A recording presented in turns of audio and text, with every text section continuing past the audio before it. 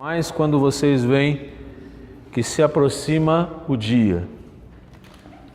Então, falar de igreja, falar desse conceito, dessa palavra ou desse grupo que foi separado pelo próprio Deus para levar a santa palavra, o evangelho às pessoas, é um tema bastante amplo e bastante diversificado, tem várias possibilidades de a gente abordar ele. Eu queria pensar com vocês algumas características do ser igreja. O que é ser igreja, né? Então, algumas características com relação à igreja, o que as pessoas lá fora olham para nós. Vamos pensar um pouquinho a partir desse ponto de vista primeiro. Elas olham como um lugar diferente, onde as pessoas talvez predominam ainda uma ideia de pensar que é um lugar entediante, um lugar ruim de estar presente, de frequentar, cheio de regras, cheio de valores e de princípios. Tirando nessa perspectiva de ser igreja como um local, aí a gente tem trabalhado muito o conceito de igreja como nós somos a igreja de Cristo representando aí fora, onde nós estivermos, nós somos a igreja. Mas pensando especificamente no local, nesse lugar que nós nos reunimos como igreja, como estabelecimento, como instituição. Então, pensando nessa perspectiva, o que é a igreja para nós? O que ela significa? Qual a importância dela para vocês? Qual a importância que a igreja tem para a vida de vocês? Para o convívio, para o relacionamento, como que foi essa chegada, qual foi as expectativas, o porquê da busca pela igreja. A gente sabe, eu, por exemplo, não tive muito essa percepção, não tenho essa percepção porque eu nasci na igreja, essa é a grande verdade, né?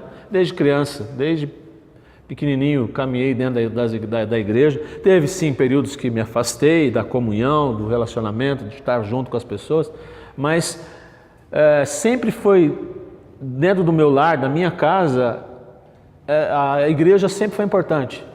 Sempre foi algo que estava ali na nossa estrutura de família.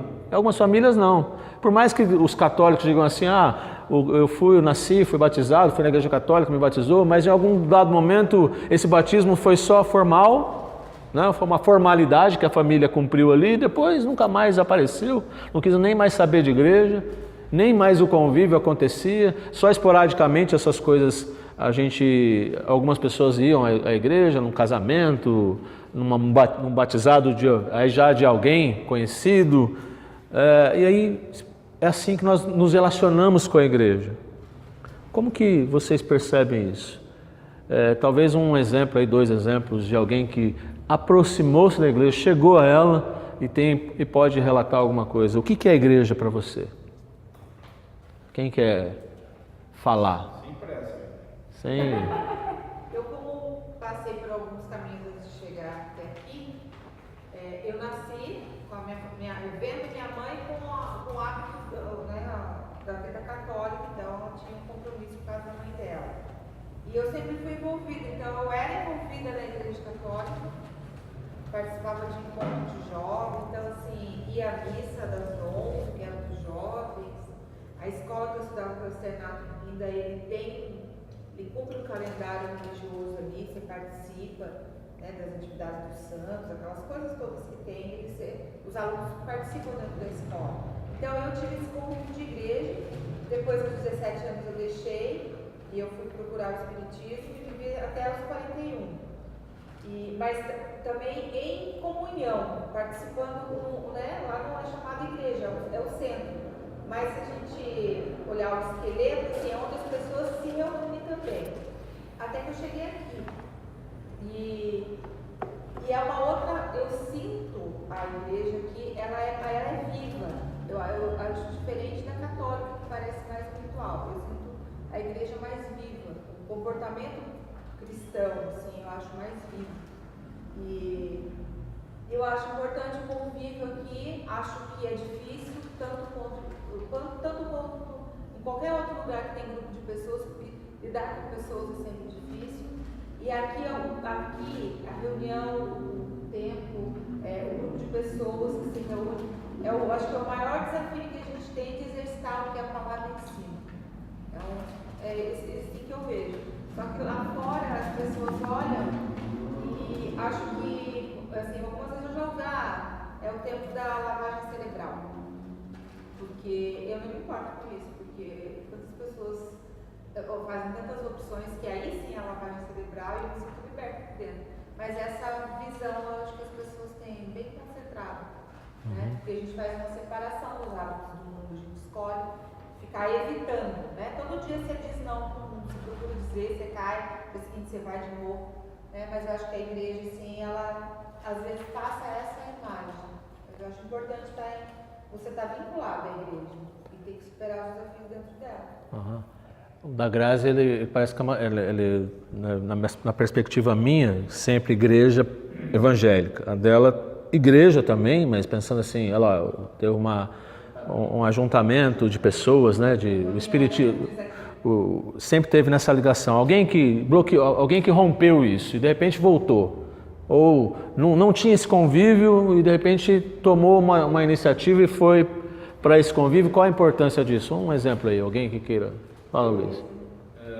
Fui criado dentro da igreja, minha mãe era professora da escola dominical, né?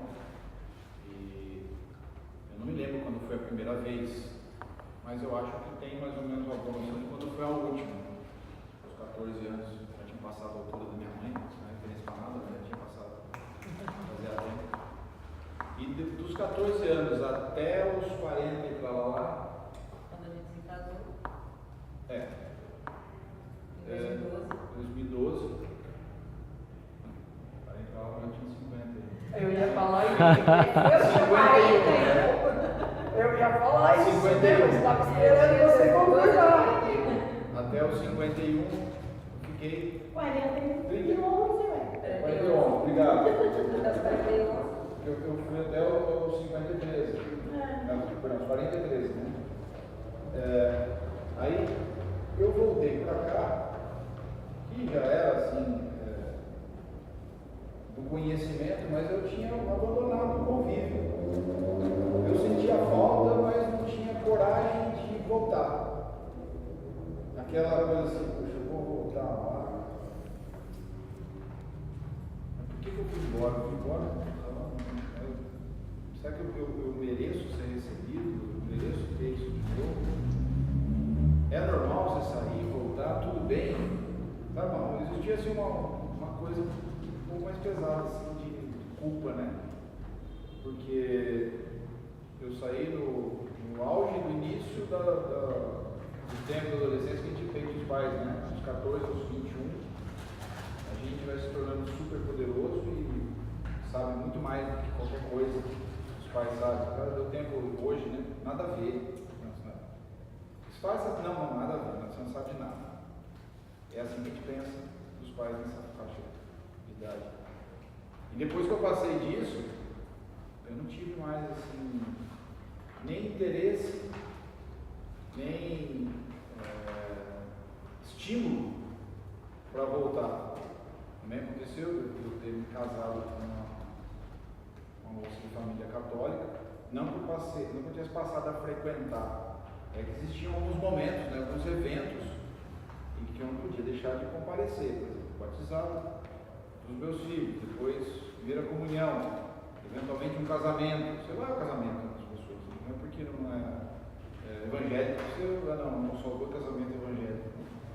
Casamento de amigos seus tem que ir, independente de religião, né? Se é cristão, vamos lá. E para mim foi muito bom voltar. Principalmente porque a Andréia, quando eu conheci, ela era também de criação católica. E ela sempre contava as experiências dela do grupo de jovens. Quando ela comentou que tinham várias vezes apresentações, danças, peças de teatro, que era um grupo bastante unido. A gente vê que é um bom relacionamento, que até hoje esse pessoal desse grupo que ela fala aparece na casa dos pais dela do nada. Do nada bate a porta, lá chega um lá. Ô fulano, entra aí e tal. E foi importante a Andréia ser acolhida pela igreja metodista e ela se sentir em casa. E isso foi o que me motivou a retornar. Eu não quero mais sair, hipótese alguma. Amém. Eu sei o que eu tenho a perder se eu sair daqui. Tanto é que quando a gente sai daqui e vai viajar para algum lugar, a gente sempre procura Alguma metodista alguma por metodista por perto. perto, que a gente possa, pelo menos no domingo, apresentar. Estar em comunhão com as pessoas. E assim, só pegando o gancho dele, o Luiz Marcelo, ele se afastou, mas sempre viveu o que ele tinha aprendido lá até os 14, né? Ele não frequentava. Eu participei da igreja, dos encontros de jovens, dos grupos de jovens, estava na igreja todo domingo, às vezes ia no sábado para ficar livre no domingo, né? Não tem essa frase, né? Não, Já vou troca. sábado à noite para já ficar livre no domingo, né? E com os 18 anos eu parei de frequentar, 18 para 19 anos, assim, eu parei de frequentar e também nunca mais ia esporadicamente quando tinha alguma coisa. Mas assim como a Grazi, ia no centro espírita, né? Circulou para todos os lugares, né? Entendeu? Então assim, eu sentia que faltava alguma coisa, que eu estava buscando alguma coisa, mas eu não sabia o que era, né? Mas nunca me passou pela cabeça Ser evangélica. vir para uma igreja de crente, né? E daí, e acabou que a gente foi muito acolhido aqui, e a partir do momento que eu entrei aqui, eu falei, nossa, É aqui. Aqui é meu lugar, né? Vamos, dentro esse estímulo que a gente fez em vocês falarem sobre a igreja, para a gente perceber que ela é muito importante. E Deus deu uma grande importância para ela. Né? A gente muitas vezes despreza, talvez a gente não tenha a essência e do valor que a igreja tem, do que ela significa, a importância que a igreja tem na história da humanidade. Se você pegar do Antigo Testamento, você não vai encontrar a palavra igreja no Antigo Testamento, mas você vai encontrar ali que o povo se reunia, a importância que Deus dava para que o povo se ajuntasse, para que o povo se congregasse, para que o povo tivesse reunido em alguns locais, para reunidos ouvirem o quê? A mensagem de Deus, a palavra de Deus, os mandamentos de Deus, as ordens de Deus, para que eles pudessem caminhar. A partir do Novo Testamento surge a igreja, essencialmente daquela igreja, essa igreja que nós temos, principalmente após a morte de Jesus, né, com a ordem dele ali para os discípulos de ir por todo mundo, pregar o evangelho a toda criatura, e aí começa ali a efetiva eclésia, né, que é o contexto da palavra grego, né? Eclésia já existia no conceito grego, que também era a reunião dos gregos para tomar decisões. A palavra eclésia significa justamente isso, ajuntamento, reunião, onde o povo se reúne. Então, dentro desse contexto, nós sabemos que Satanás, que é o nosso inimigo, ele tem muito interesse que a gente viva longe, relaxadamente, viva de uma maneira pensando a igreja com essas características, com esses posicionamentos assim de você olhar para a igreja como simplesmente eu estar ali em datas comemorativas. Quem perde com isso? Quem que não tem crescimento, quem não tem qualidade de vida? Porque a palavra de Deus diz que Ele criou a igreja para que naquele lugar fosse manifesta a glória dEle, fosse manifesta a presença dEle. Então é por isso que é importante a gente se reunir. Geralmente a gente encontra algumas pessoas que falam assim, né, um texto de Paulo que ele diz lá que a gente não deve fazer como os pagãos, né? Que não congregam, que se desviam, que vivem longe da igreja, vivem longe do convívio, que é a importância desse relacionamento. A fala do Luiz, ele dizia assim, eu não quero mais abandonar, não quero mais largar isso. Por quê? Isso tem uma importância. Mesmo na dificuldade, a gente vai ver a importância que Deus dá, como que Ele formou a igreja, como Ele vê a igreja, qual é a visão de Deus para a igreja. Nós sabemos que somos diversos aqui, cada um tem uma maneira de pensar. Independentemente disso, a importância de nós nos reunirmos e congregarmos, estarmos juntos, porque Deus aqui se manifesta. É um espaço onde Deus vai manifestar a sua glória. Ele pode manifestar a presença dele, a unção dele lá na minha casa? Pode. Mas não que seja mais fácil que Deus manifeste a presença dele aqui. Muito pelo contrário. A gente vai entender daqui a pouco, por isso que eu trouxe alguns livros aqui, porque a gente vai pegar alguns ensinamentos que Jesus geralmente dá de frente com o templo. Jesus dá de frente com a igreja no período do seu ministério.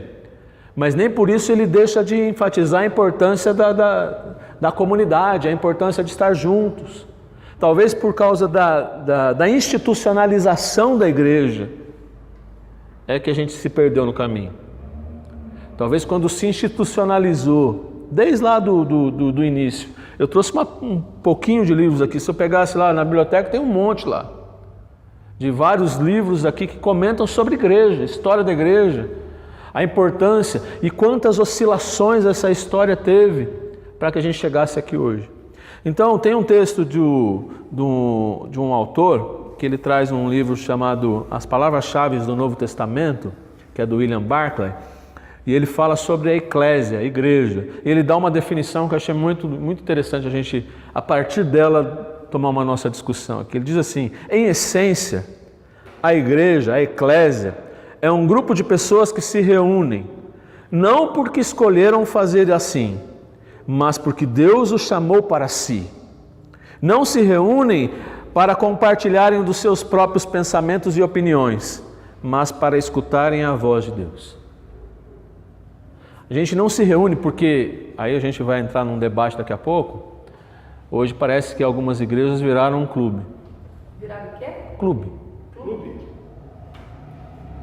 A gente se reúne, se confraterniza, mas a palavra que a igreja deve levar ao povo, que ela tem, ela é porta-voz dessa palavra, ela abriu mão. Isso, na nossa história, sempre teve esses períodos de muitas dificuldades em relação à missão dessa igreja. Nós sabemos que a missão não é nossa, a missão é de Deus.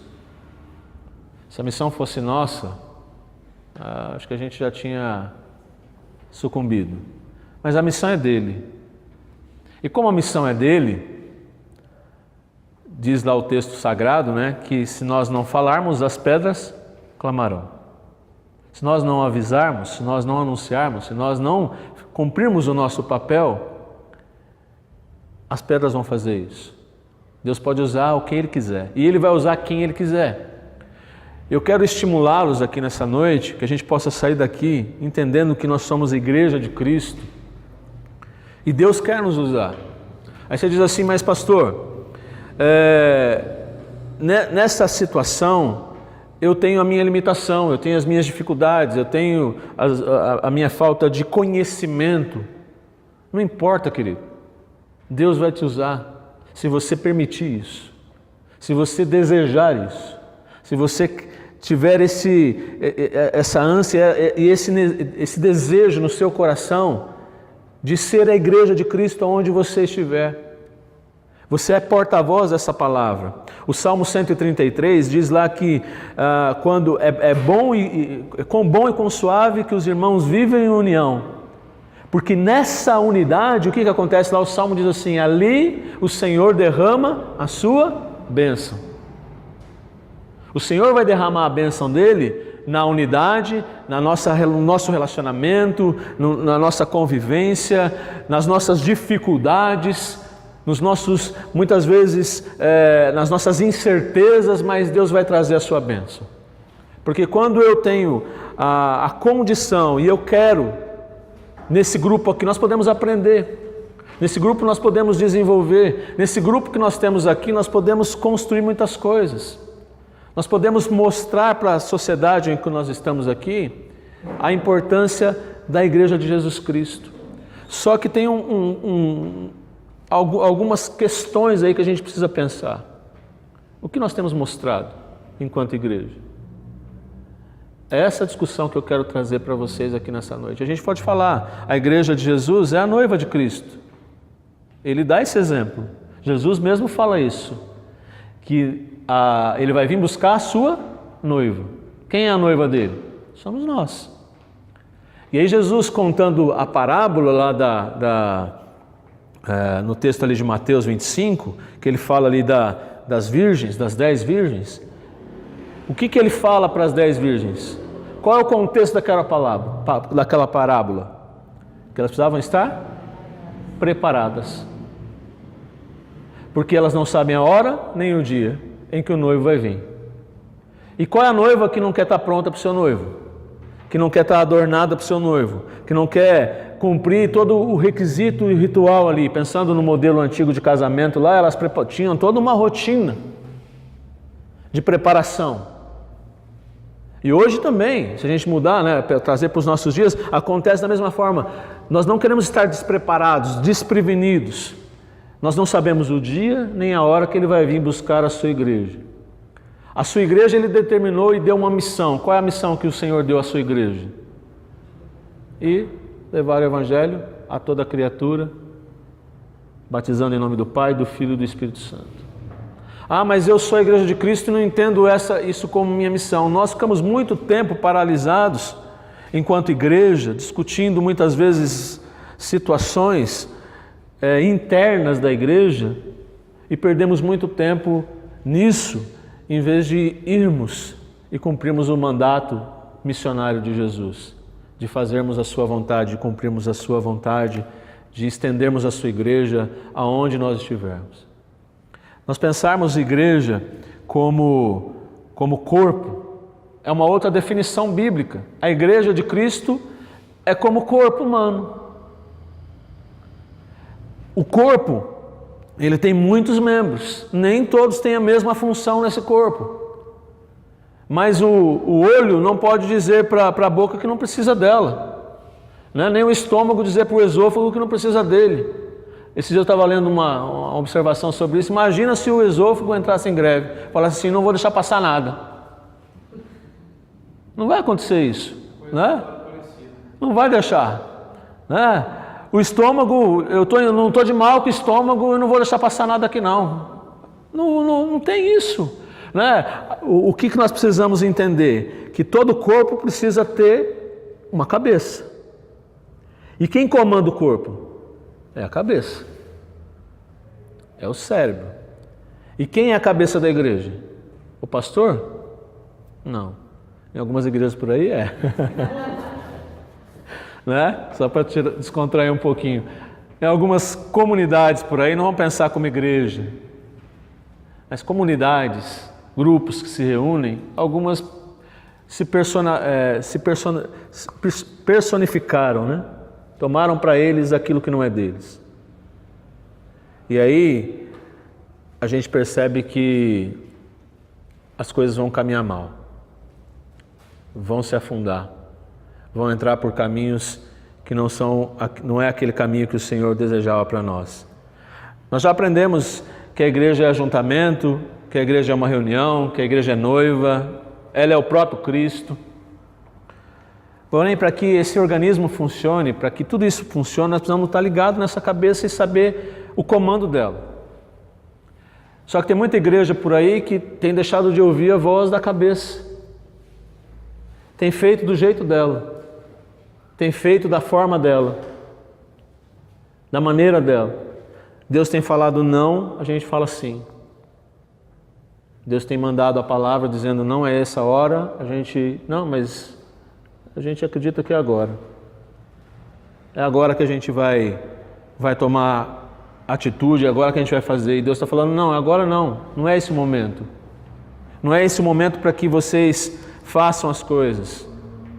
Nós sabemos que se a gente não está, se o corpo não está de alguma maneira respondendo em alguma parte dele, está doente, né?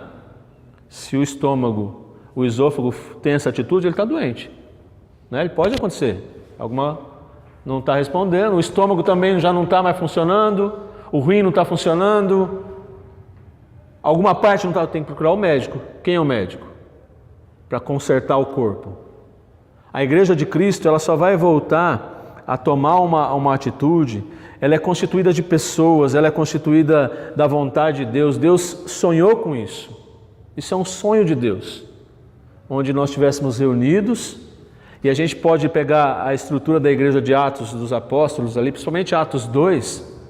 Se você pega Atos 2, você vai perceber uma igreja segundo o modelo de Jesus, daquilo que Jesus determinou para ela.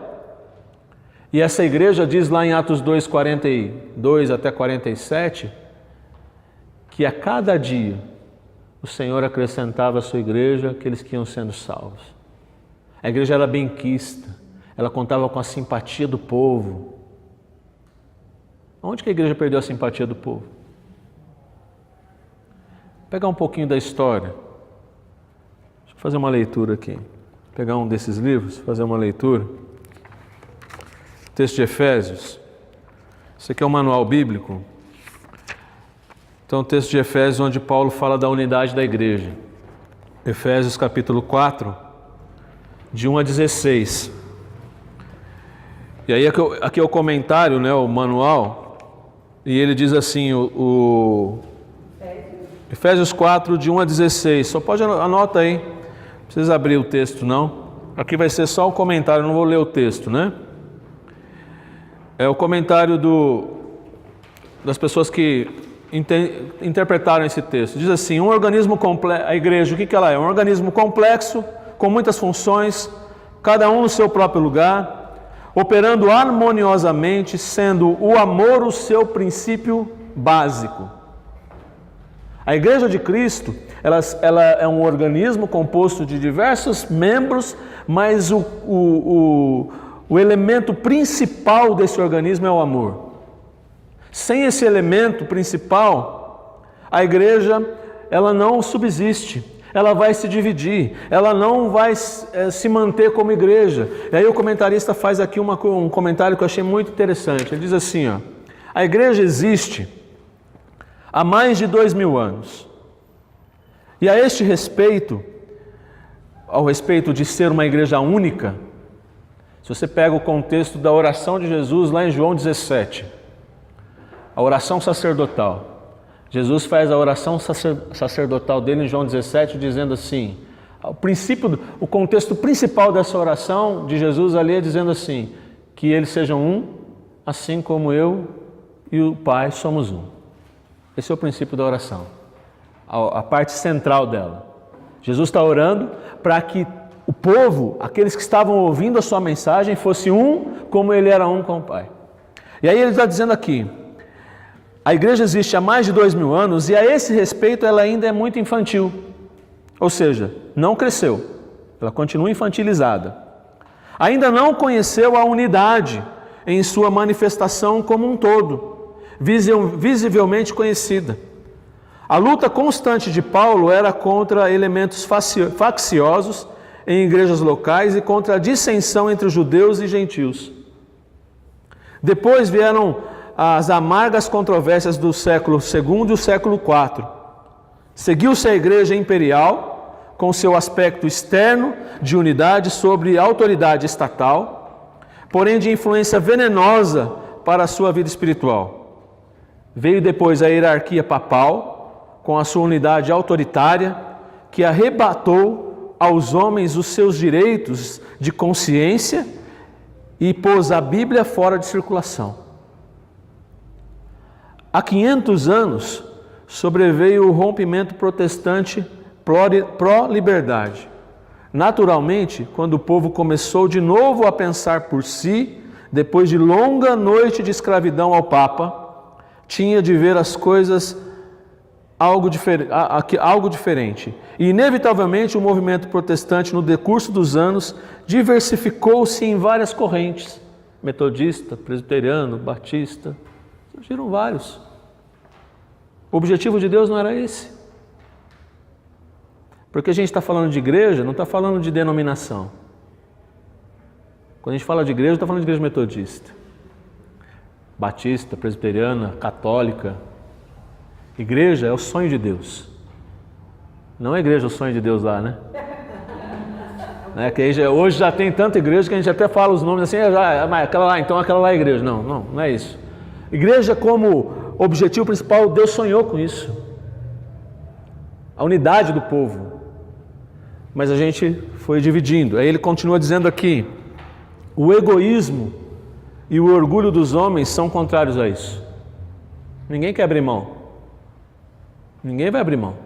Pastor, até eu fui numa crisma na igreja católica de um filho de uma amiga minha, e eu fiquei muito incomodado com o padre que falou, e eu acho que de repente até tem a ver com isso aí. O padre não, o bispo. Ele falou assim que a igreja católica é a única verdadeira. Porque na Bíblia está escrito que é a única verdadeira. Aí eu saí daqui e falei assim, nossa, mas que coisa estranha. Se igreja não é local, eu saí de lá incomodado nesse sentido, no sentido de que, tipo assim, não creio que Deus mandou criar a católica, e aí da católica veio as outras igrejas. Então a sensação que eu tive quando ele falou isso, que assim, o que é certo é o que a gente está vivendo, porque católica é a primeira e pronto, acabou. Então eu fiquei incomodada quando ele falou isso. Ele estava protestante que ele fala. A maioria das igrejas falam isso. Eu dei aula na escola dominical domingo sobre isso. A maioria das religiões proclamam que ela é a verdade. Até eu estou usando um livro que eu tenho lá sobre essa questão assim o autor ele faz você refletir, né? Se existe uma verdade, se um está falando a verdade, aí ele põe as opções de todas as igrejas e fala, é só um que está certo, só essa que está certa. Aí ele fala dentro da palavra e tal, e aí ensina por que a gente segue aquele versículo 4 vezes o único caminho. Mas assim, as igrejas elas têm fora a questão do evangélico, né, do protestante, as outras todas elas têm essa questão de reivindicar para si o único caminho, a única verdade. E aí denomina que diferencia principalmente as seitas, né? Sim. As seitas são as que acham que é só a gente. Então, todo mundo faz isso, a maioria. Mas a gente acha que o evangélico é o caminho, mas pode ser batista, pode ser presbiteriano, pode ser metodista. O católico acha que é só a igreja católica. Nós não... O acho que é só a testemunha de Jeová. O espírita acha que é só o espírita, entendeu? Não tem mais nenhuma, só a única. Tem lugar que acha que só aquele lugarzinho ali que é o único no mundo inteiro que salva, assim. Bem fechado, assim. Isso diferencia... Eu fiquei incomodada pelo fato de, tipo assim, levantar perante todas aquelas pessoas dizendo que a igreja católica que é o caminho. Não, Mas todas elas estavam lá acreditam que são mesmo. não, então, mas não. Não, a Valéria estava lá, não... Eu ia falar. Tipo, eu penso que na forma que foi colocado, que eu me questionei em relação à igreja católica, não qualquer outra. Esse fundamento é o que a Flávia pontuou. As igrejas, igrejas não, né? Algumas seitas, elas utilizam desse mecanismo justamente para fundamentar sedimentar o seu valor mesmo, falar, é meu, tudo se reúne a mim, que você vai estar no caminho certo, né? Isso é uma característica, a principal característica de uma seita, né? Por exemplo, você fala no metodismo, nós sempre tivemos um bom relacionamento muito perto das igrejas protestantes, históricas, até com o catolicismo. Aí, alguns anos atrás, nós tivemos um concílio nosso que houve uma ruptura, né? A questão do ecumenismo, né? Falando de ecumenismo, a igreja metodista era uma igreja ecumênica, hoje não é mais. Então nós temos até algumas cartas relacionadas a isso. Nós éramos ecumênicos até, acho que mais ou menos o ano 99, 98, por aí. Depois de 99, 98 para cá, não é mais ecumênico, no conceito de macroecumenismo, né? O macroecumenismo é a reunião de todas as religiões, conversavam-se entre... A igreja metodista fazia parte do CLAI, por exemplo, que é o Conselho Latino-Americano de Igrejas, igrejas católicas, igrejas protestantes, fazia parte disso. Hoje não mais, não tem mais representação. Então hoje nós conversamos com os protestantes, o ecumenismo entre os protestantes. Por quê? Justamente por essas definições. Porque nós, muito bonzinho, ficava lá tudo tranquilo, mas os caras por detrás aproveitavam da situação. Opa, então o discurso Para um é legal, para o outro não. Então não é esse o caminho que nós entendemos. A igreja abriu mão e decidiu não mais ter esse... Logicamente que a gente aceita algumas situações. A gente entende assim, até o quanto vai dentro da palavra. Sim. O quanto está caminhando com o que a palavra diz. O que está fora, meu. Jesus é o único Senhor e Salvador, amém. Isso, assim, vai. Aí quando começa a desviar muito, Aí já não dá mais. Acabou, tchau. Jesus não é Senhor, ele não dá mais. Então eu não vou conversar com o testemunho de lá, porque ele não fez Jesus Senhor, então não dá. Isso. Mas as outras igrejas, ela fala assim, a minha igreja, o meu lugar que é o que salva. Essa que é a principal diferença que tem, né? Sim. O que nós precisamos entender é o seguinte, como igreja de Cristo, quando a gente está falando de igreja, religião, essas religiões todas, elas vão passar. A igreja de Cristo não vai passar. Ela é uma instituição criada pelo próprio Deus e ela nunca vai acabar. A perseguição à igreja sempre existiu? Sempre existiu. E o contexto bíblico diz que essa perseguição vai voltar.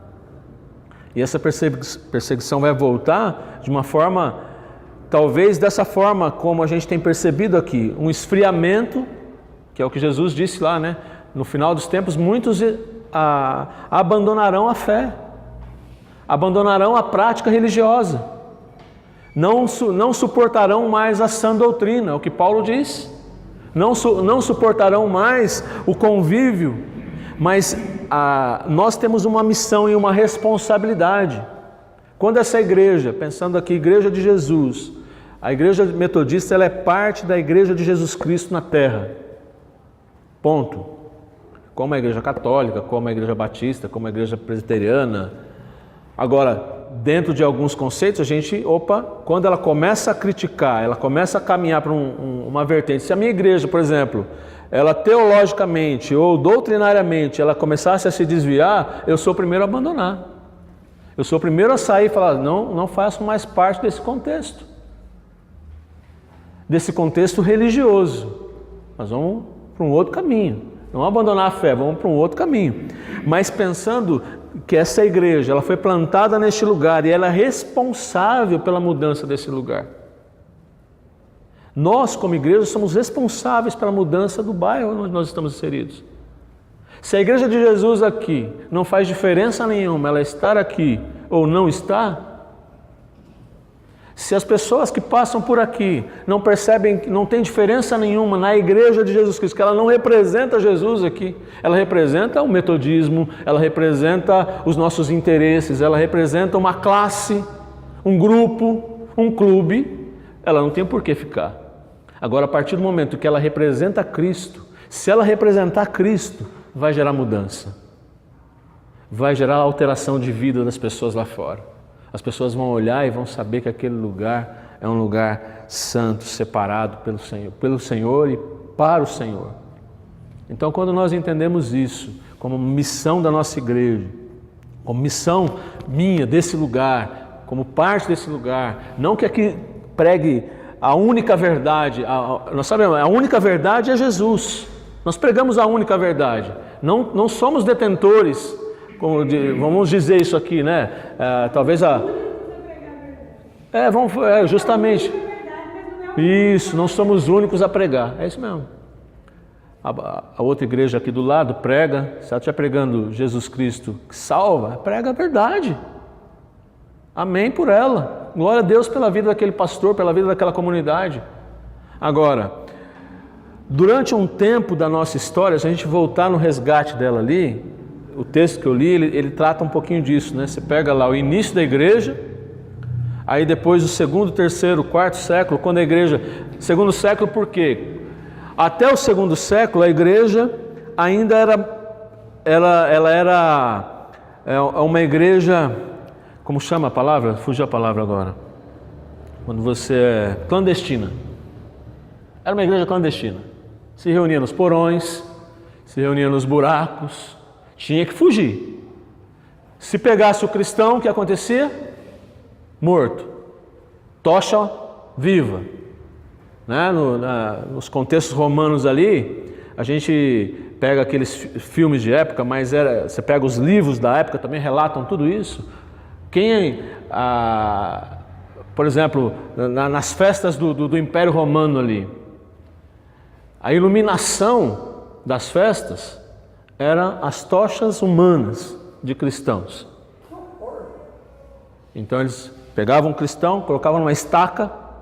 Ah é? Você é cristão? Você não vai negar Jesus? Não. Então tá bom. Alguns iam lá para ser devorados pelos leões e outros eram pôr fogo nele e iluminar a festa romana. E eles iam cantando. Diz o texto, né? Que eles iam louvando ao Senhor. Você quer matar? Mata, não tem problema, nós estamos com o Senhor. É o que tem acontecido hoje no Egito. É o que tem acontecido no Oriente Médio. Empalados. Colocados ali, né? Virar espetinho mesmo. Virar um espeto, isso. Ficava estaca no meio do cara. E ficava ali. Quanto mais gordinho, mais fogo pegava. Mais fogo pegava. Balsamava ele com algum produto e punha fogo e ficava iluminando as festas romanas. Então a gente percebe que a igreja, ela foi perseguida e foi o período que ela mais cresceu. Chegou um período da história bíblica, da história humana, que o imperador Constantino viu que a perseguição não resolvia, a igreja quanto mais perseguia, mais crescia. Falou, vamos cooptar essa religião. Tornou-se a religião oficial do império. Constantino, em 313, vai lá e decreta religião oficial do império, o cristianismo. Aí a partir dali se institucionalizou a religião. Aí ela começa a ter as suas situações de interesses pessoais. Por que acontece? Não. A palavra católica, talvez o bispo ali tenha, é lógico que ele não explicou, mas a palavra católica significa universal. A palavra católica é uma palavra latina que significa universal. Então você pensando a igreja católica romana, ela é uma igreja, a primeira igreja organizada. Logo na sequência ali surgiu a igreja católica ortodoxa, que dividiu. Aí ficou os dois grupos, ortodoxo e católico romano, apostólico romano. Ficou esses dois grupos. Surgiram o Papa, aí veio a figura do Papa Pedro, né, como primeiro Papa, porque Jesus disse para Pedro, sobre essa pedra edificarei a minha igreja. Então a igreja católica se baseia nisso para definir que Pedro foi o primeiro Papa.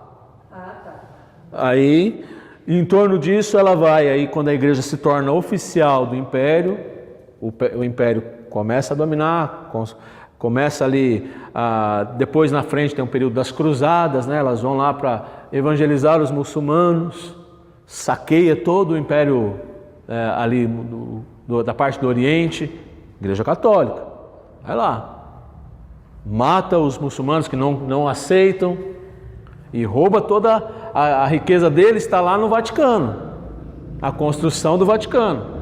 Tem ouro do Brasil, tem ouro do mundo inteiro ali para construir aquele império que é ali. Na Reforma acontece a mesma coisa. Lutero toma uma definição e diz assim, peraí, vocês estão caminhando por um caminho totalmente fora dos princípios bíblicos. Não existe isso que vocês estão trabalhando. E aí rompe com a igreja. 500 anos nós vamos fazer agora. Nós somos uma igreja de 500 anos. Não a igreja metodista, né? Mas a igreja reformada, a igreja que muda essa história.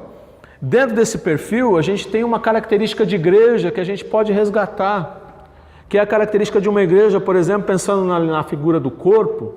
A gente vai trabalhar, por exemplo, hoje na nossa igreja, a gente tem mostrado isso e tem uma resistência muito grande, que é a questão da vida de uma igreja em célula. O que é uma célula? Pensando em corpo, não é?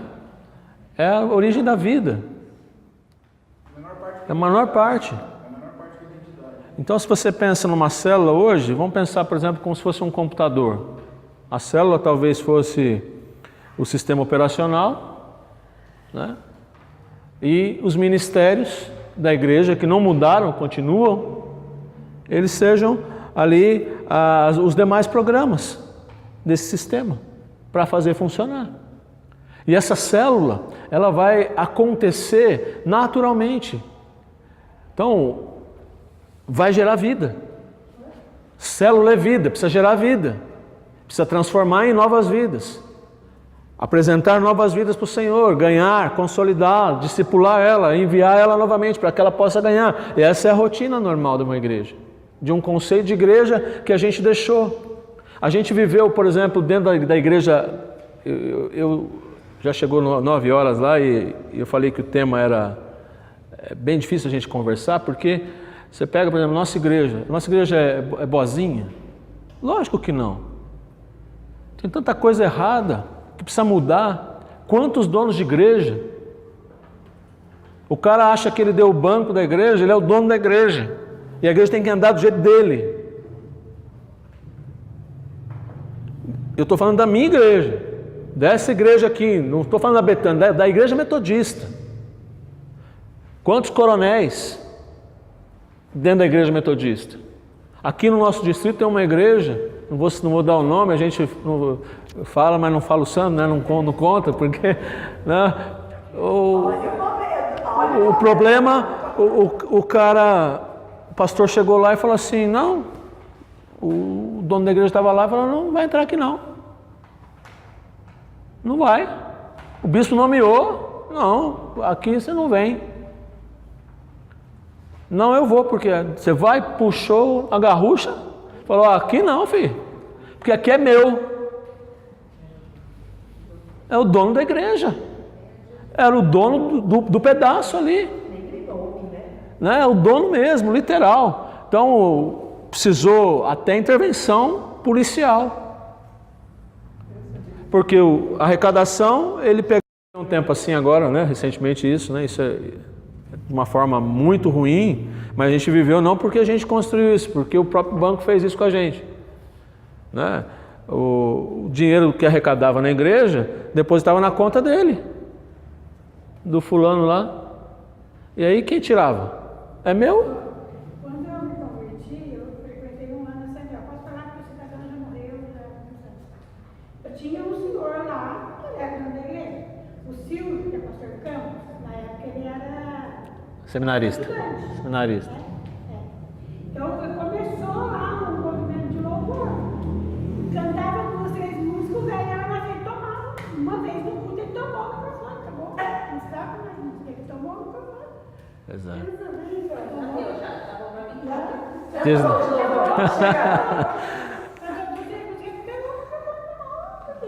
Desliga o som, apaga a luz, vamos embora. É aquela coisinha, lembra quando... É aquela coisa de criança, né? Eu vou jogar, mas eu só jogo, né? A bola é minha, se eu jogo, se só joga se eu jogar. Senão eu pego a bola e vou embora. Pego a bola e vou embora. Né? Se eu perder, eu vou embora. Então, dentro dessa leitura, a gente também não é bonzinho. Você pega, os católicos fizeram as cruzadas. Os protestantes, você tem contextos ali também dos protestantes nas guerras, né? Guerras de protestantes. Você tem, por exemplo, Irlanda do Norte, Irlanda do Sul, que era uma protestante e outra católica, guerreando ali, se matando um com o outro. Começou a falar no começo, né? Sim. Conviver com pessoas já é difícil, em qualquer lugar, dentro da igreja, isso não funciona. Então, a igreja, ela tem um papel, Valéria. Pensando, aí eu trouxe esse livro aqui, ó, e aí eu quero finalizar completando com esse discurso. Tem esse livro aqui, é um texto que eu estudei na faculdade, Jesus e o Templo. Isso vem da época de Jesus. Qual era o dilema de Jesus com relação ao templo? Jesus, será que hoje, vamos trazer para uma leitura bem 2017, século 21. Jesus pregaria nesse púlpito? Estou falando do meu púlpito aqui. Percebe? Porque às vezes, muitas vezes a mensagem dele, a mensagem que ele trouxe, não pregaria aqui. que a gente foi concedendo muita coisa, foi abrindo mão para muita coisa. Você pega o texto, eu quero só citar, esse livro aqui ele é escrito baseado num texto de Marcos. Então, vamos lá, vamos ler o texto de Marcos, a gente finaliza. Marcos 11. Esse texto a gente encontra também nos outros evangelhos, os sinóticos aí, mas o de Marcos, ele traz uma definição muito interessante. Marcos 11.